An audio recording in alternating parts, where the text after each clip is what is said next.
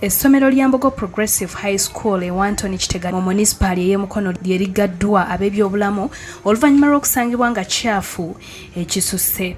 Betandisa bokka tebalina lukusa tufubye okubannyonnyola kye twagala naye tebawulira. Essomero lino kyenkana lisangiddwa nga terina kaabuyonjo y'abalenzi ng'eyakozesebwa mu kiseera kino eri mu mbeera mbi nnyo ddala.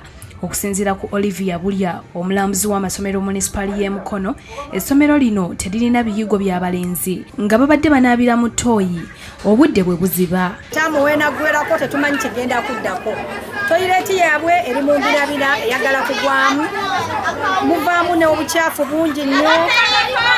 Buli atulambuza kaabuyonjo nga nkyafu ebisusse ng'emabbali waayo abayizi beeyambirayo olw'obubi ne babuteekako evvu ate nga munda muvaamu ebiwuka. Ku ludda lw'abawala abasoba mu 2 bano banaabira mu kazigo kamu ate nga nako kakyafu kazibo. Etterekero ly'emmere lyerino eno yeekolanga sitoowa n'ebijanjaalo mubirabye naye ate eri sitoowa eriyo n'asulayo eri abaana 2 basulayo. Buli agasseeko nti essomero lino teririna layisinsi ssaako obutaba na lukusa lusuza bayizi. Abaana abawala ekyo bayitanga ddoomu y'abaana abawala ddiiro na kisenge waliwo abasula mu ddiiro waliwo abasula mu kisenge. Ab'essomero oluvannyuma lw'okutandika okuteeka siiro ezigala essomero ku nzigi z'ebisulo n'ebibiina badduse waakulira okunoonyereza ku by'obutebenkevu mu disitulikiti okuli Mukono, Buyikwe ne Kayunga. Major Moses Segujja nga bw'atuuse ne yeegatta ku balambula essomero lino nga wabula naye akkiriziganyizza nabo nti essomero lisusse okuba ekyafu ennyo.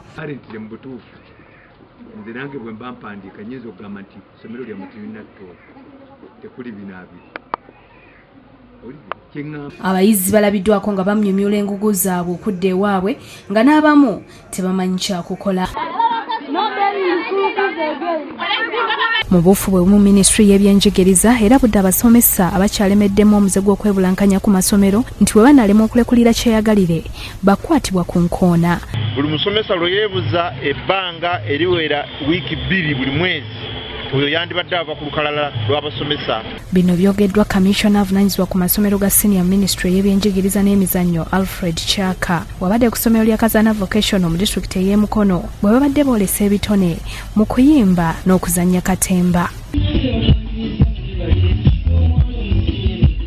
Agambye nti ofiisi erina alipoota nti abasomesa ebitundu 3 ku 100 beebulankanya ku masomero abamu nga tebabuulidde na bagakulira nga n'abalala bafuuse bannampulira zzibi. Ffe nga minisitule y'ebyenjigiriza kino kituluma nnyo kubanga eno y'ensonga emu lwaki abazadde n'abantu bonna bakayana nti ensoma ekyali wansi nnyo. Chaka agambye nti abakulu b'amasomero abatategeka mpaka za nnyimba, katemba n'amazina bakola kikyamu era n'agamba nti mu nsengeka y'amasomero empya kiyite curriculum etandika okukola omwaka ogujja bino bigenda kugobererwa.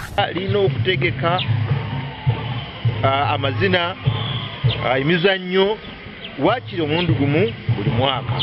Omukulu w'essomero lya Kasana Vocational Yusuf Kasirye ajjukiza abazadde obuvunaanyizibwa bw'okuweerera abaana n'okubagazisa okweyimba n'okuzannya katemba. Abazadde omulanga okubeera nga batuukiriza obuvunaanyizibwa bwabwe naffe nga bwe tubatuukiriza.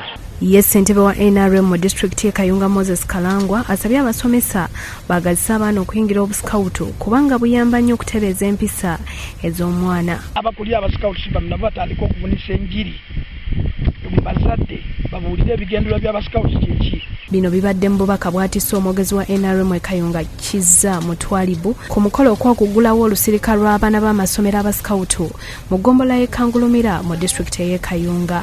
Abaana bamaze ennaku 4 Kangulumira mu kampu nga batandikibwa obusikawutu era nga baliko emirimu mingi gye bayize.